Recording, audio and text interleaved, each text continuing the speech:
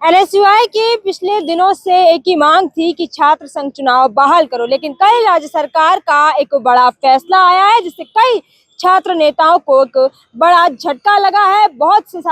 बहुत सारे छात्र नेताओं का दिल भी टूट गया है, क्योंकि हर छात्र नेता की जो आस थी वो ये थी कि छात्र संघ चुनाव जल्द से जल्द बहाल हो। और हमारे साथ ऐसे में जो है प्रदेश सचिव है किशन बैरवा एनएसयूआई से मौजूद है, उनसे बातचीत करेंगे। आप क्या कुछ बताओगे, क्योंकि छात्र संघ चुनाव का एक बहुत बड़ा मुद्दा होता है किसी भी छात्र नेता के लिए, और ऐसे में राज्य सरकार का ये फैसला आ जाए कि अब छात्र संघ चुनाव नहीं होंगे। देखिए मैडम, हमें आस थी कि न्यायालय में राज्य सरकार सामान्य रिपोर्ट भेजेगी, विद्यार्थियों के हित में रिपोर्ट प्रस्तुत करेगी, लेकिन कल हमें मीडिया के माध्यम से पता पड़ा कि राज्य सरकार ने जो काला फरमान हमारे खिलाफ जो जारी किया है वो बेहद निंदनीय है। हमें काफ़ी दुख हुआ कि हम विगत 9 से 10 साल से यहाँ राजस्थान विश्वविद्यालय में विद्यार्थियों की सेवा कर रहे हैं, और जब छात्र संघ चुनाव लड़ने की बारी आई तो इस सरकार ने, भारतीय जनता पार्टी की सरकार ने इन नौजवानों को नज़रअंदाज करने का काम किया है और लिंगदो कमेटी की सिफारिशों पे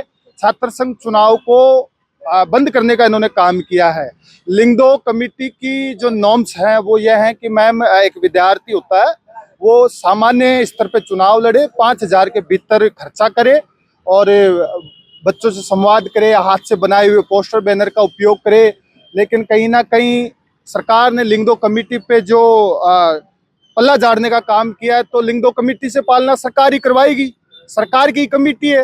लेकिन सरकार भी तो नहीं चाहती ना कि यहाँ चुनाव हो और यहाँ से नौजवान निकले जो जाके उनसे किसान, नौजवान, दलित, आदिवासी, मजदूर की बात करे, उनके हकों की बात करे। तो उनको तो आफत लग रहे थे ये नौजवान, तो किसी भी तरीके से उन्होंने चाहे लिंगदो कमेटी पे हवाला दिया हो या 9 से 10 कुलपतियों की जो कमेटी गठित हुई हो उस पर इन्होंने हवाला दिया हो, एनईपी जो इनकी नेशनल एजुकेशन पॉलिसी है उसका हवाला दिया हो। एनईपी आप ये देखिए, ऐसी शिक्षा नीति ये लोग लेके आए हैं जिसमें देश का गरीब नौजवान, बीपीएल वर्ग के बच्चे ये पढ़ नहीं सकते मैडम। इतनी महंगी एनईपी शिक्षा ये लाए हैं और उस पर लावा लूट रहे हैं। एनईपी एनईपी एनईपी क्या इससे पहले क्या देश में क्या शिक्षा ही नहीं थी क्या? इससे पहले भी तो शिक्षा होती आ रही थी, कर लेते आप धीरे धीरे। छात्र संघ चुनाव से अगर कोई इसमें परेशानी थी तो आप हमें कहते, हम उसमें कोई सहयोग करते। क्या सहयोग से उन्होंने किस आधार पर ये फैसला किया है, किससे बातचीत की है कि छात्र संघ चुनाव नहीं होने चाहिए? क्योंकि छात्र संघ चुनाव बच्चों के हितों का फैसला होता है, छात्रों का फैसला होता है। इन्होंने न्यायालय ने राज्य सरकार से 10 दिन के भीतर जवाब मांगा छात्र संघ चुनाव पर, तो राज्य सरकार ने यह किया कि 9 से 10 जो कुलपति वाइस चांसलर होते हैं उनकी एक कमेटी बनाई, और वो कुलपति तो चाहते ही नहीं है कि चुनाव हो, क्योंकि विश्वविद्यालय में कोई भी आम छात्र के साथ दुर्व्यवहार होता है या कोई अपमानजनक व्यवहार होता है, उसका काम नहीं होता है तो छात्र नेता सीधा जाके वीसी से बात करता है, प्रशासन से बात करता है, क्यों यहाँ आम छात्र के साथ काम क्यों नहीं हो रहा, क्यों दुर्व्यवहार हो रहा है। तो उनको तो वैसे आफत लग रही थी छात्र नेता, राजस्थान के वीसियों को तो आफत लगती है यूनिवर्सिटी का नेता। तो एक तो इन्होंने ये देख लिया कि इस चुनाव को बंद कराना है, क्योंकि उनकी तो मानसिकता थी वाइस चांसलर की। तो अहम भूमिका इसमें अल्पना कटेजा की रही है। उन्होंने मुख्य रूप से कहा था कि अगर छात्र संघ चुनाव होते हैं तो बच्चों की पढ़ाई है वो डिस्टर्ब। नहीं, ऐसा कोई, मैं कह रहा हूं ना कि वाइस चांसलर के मन में ही नहीं है कि मेरे विश्वविद्यालय में कोई छात्र प्रतिनिधि आए जो नौजवानों की बात करे। तो इन्होंने एक तो हवाला दिया कि एनईपी के नाम पे, अभी हमारी एनईपी पे हम काम कर रहे हैं, उच्च शैक्षणिक व्यवस्थाओं को लेकर हम काम कर रहे हैं, और दूसरा इन्होंने लिंगदो कमेटी की उनका जो उल्लंघन हो रहा था उसका इन्होंने हवाला दे दिया। तो भाई लिंगदो कमेटी का अगर उल्लंघन हो रहा है तो पालना कौन कराएगा? सरकार ही तो कराएगी, सरकार के नुमाइंदे कराएंगे, प्रशासन कराएंगे, चुनाव आयोग के अधिकारी कराएंगे। और एनईपी रही तो 2000 लगभग यहाँ पर विश्वविद्यालय की बात करें तो कितने छात्र नेता यहाँ पर तैयार हो रहे थे और कितने लोगों को ये झटका लगा होगा? मैडम, राजस्थान महाविद्यालय हो गया, महारानी महाविद्यालय हो गया, कॉमर्स हो गई, महाराजा हो गई, तमाम कॉलेजों में देश के गांव डानी से आने वाला नौजवान यहाँ आया, बच्चों की सेवा करा और छात्र नेता बनने का सपना देखा। ठीक उसी तरह इन संगठक कॉलेजों का महाविद्यालय, विश्वविद्यालय, राजस्थान विश्वविद्यालय, यहाँ भी तमाम छात्र नेता विगत वर्षों में तैयारी करते हुए आए हैं, चाहे वो एनएसयूआई संगठन हो, चाहे वो एबीपी संगठन हो, चाहे वो इंडिपेंडेंट कैंडिडेट हो। तो ऐसे में असंख्य नौजवान साथियों को जो सपना तोड़ने का काम किया है राज्य सरकार के इस काले फरमान ने, उसकी हम घोर निंदा करते हैं। और बीजेपी रही तो आप ये देखिए ना कि भारतीय जनता पार्टी का सीएम है राजस्थान में। उस सीएम को ये देखना चाहिए कि उनके अखिल भारतीय विद्यार्थी परिषद का कार्यकर्ता भी तो यूनिवर्सिटी में काम कर रहा है, उन्होंने उनके कार्यकर्ताओं को राजनीति में जगह देने के लिए नहीं सोचा।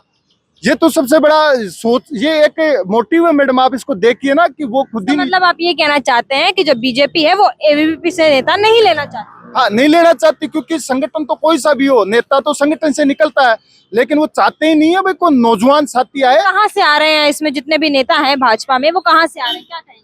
मैडम भारतीय जनता पार्टी में आप आधे से ज्यादा तो उठा के देखो, किसी के दामाद को नेता बना दिया, किसी के भाई के बेटे को इन्होंने मंत्री बना दिया, खुद के बेटे को इन्होंने सांसद बना दिया।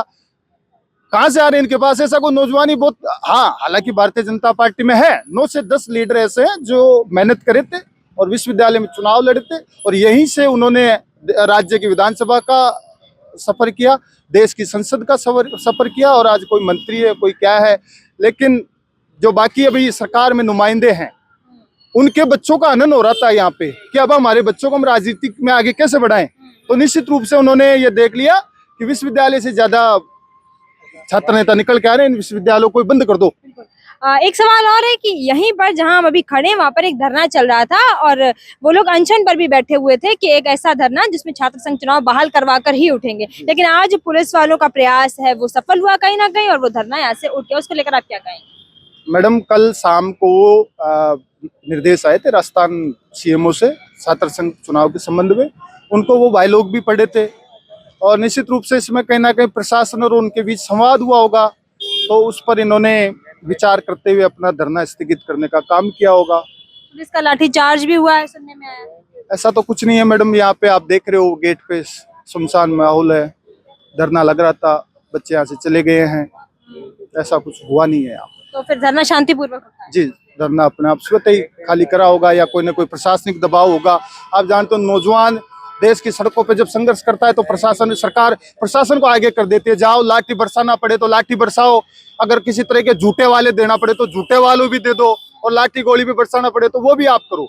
तो शाम दाम दंड भेद तमाम तरह की राजनीति अपनाते हैं प्रशासन, तो कुछ ना कुछ। आप एनएसयूआई से आते हैं और एनएसयूआई ने मतलब बीते दिनों पहले एक धरना भी किया था जिसमें 5 अगस्त को काफी लीडर्स भी वहां पर आए और एनएसयूआई काफी एकीकरण है वो भी देखने को मिला, लेकिन उस धरने के बाद अगर जवाब ये आता है सरकार का कि अब छात्र संघ चुनाव बहाल नहीं होंगे, तो उसको लेकर आप क्या कहोगे? क्या कांग्रेस या फिर विपक्ष की बात करें वो मजबूत नहीं है? मैडम अभी 5 तारीख को जयपुर राजधानी में शहीद स्मारक पे एनएसयूआई का बड़ा प्रदेश स्तरीय प्रदर्शन था। उस प्रदर्शन का उद्देश्य ये था कि राज्य सरकार से संवाद स्थापित करें और हम छात्र संघ चुनाव की बहाली करें, जिसमें हमारे राष्ट्रीय प्रभारी, राष्ट्रीय अध्यक्ष जी और राजस्थान के जन नेता, कई नेता शामिल हुए थे। अब सरकार ने ये देखा, जबकि हमारी मंशा ये थी कि सरकार हमसे बात करे, संवाद पूर्व स्थापित हो और हमारी बात को सुने, अमल करे और जल्द छात्र संघ चुनाव की बहाली करे। लेकिन आप देखिए इस सरकार की रीति और नीति तो देखिए कि उन हजारों सैकड़ों नौजवानों से बात करने के बजाय उन पर लाठी गोली का काम किया, वाटर कैनन चलाई, हजारों विद्यार्थियों के इन्होंने कपड़े फाड़े, कईयों के हाथ पैर तोड़ दिए। तो ये तो तानाशाही सरकार थी। और उसके बाद में प्रदेश के उप मुख्यमंत्री डॉक्टर प्रेमचंद बैरवा जी अपने दफ्तर से प्रेस कॉन्फ्रेंस करते हैं और छात्र संघ चुनाव पे वही पूर्व मुख्यमंत्री अशोक गहलोत जी पे वो कीचड़ उछालने का काम करते हैं। जबकि माननीय पूर्व मुख्यमंत्री अशोक गहलोत जी का तो इंटेंशन ये था कि उस समय विधानसभा के चुनाव भी समक्ष थे और छात्र संघ चुनाव के जो चुनाव थे वो भी समक्ष थे। तो ऐसे में कहीं ना कहीं प्रशासन की कमी थी और चुनाव करवाने के लिए जगह की कमी थी। तो उन्होंने निश्चित रूप से 1 साल के लिए छात्र संघ चुनाव को बंद करने का काम किया और विधानसभा का जो चुनाव था उसको संचालन किया। लेकिन दुर्भाग्य रहा कि राजस्थान में कांग्रेस की सरकार सत्ता खो दी और भारतीय जनता पार्टी जडेजा वाली मुख्यमंत्री पद पे कब्जा कर लिया और जिसकी तानाशाही आज हम विद्यार्थियों पे दांग रहे हैं।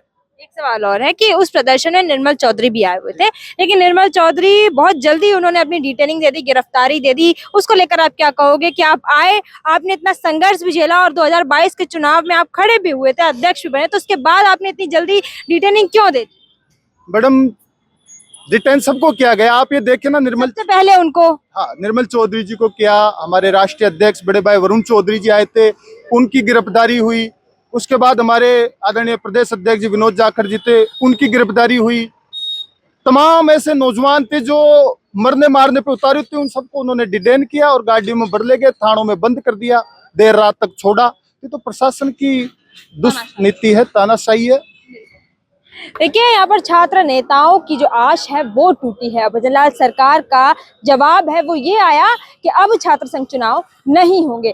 तब अभी हम जहाँ खड़े हैं वो राजस्थान विश्वविद्यालय का मुख्य द्वार है, जहाँ पर एक धरना कल चल रहा था, हमने देखा। और उसके बाद वही धरना जिसको आज यहाँ से उठा दिया गया, और उसके बाद हमने बातचीत की है एनएसयूआई से, जो सचिव है, प्रदेश सचिव, उनसे, उनका भी तमाम हमारी बातचीत, उनका भी कहना है कि यहाँ पर जो धरना है वो चल रहा था, उसको जो है शांतिपूर्वक यहाँ से उठाया गया है। लेकिन बात यह है कि कब तक छात्रों का गला घोटा जाएगा और कब छात्र संघ चुनाव है वो करवाए जाएंगे, क्योंकि हम बीते कई दिनों से छात्र संघ चुनाव को लेकर तमाम लोगों से बातचीत कर चुके हैं, तमाम लोगों के ओपिनियन हमने जाने। हर छात्र नेता का एक ही जवाब आता है कि छात्र संघ चुनाव पहली सीढ़ी होती है, यानी कि पहला रास्ता है वो खोलती है। अगर छात्र संघ चुनाव नहीं होंगे तो छात्र नेता कहाँ से बनेंगे, और छात्र नेता नहीं बनेंगे तो आवाज कैसे उठाएंगे, और आवाज नहीं उठाएंगे तो जैसे चल रहा है वैसे ही चलता रहेगा।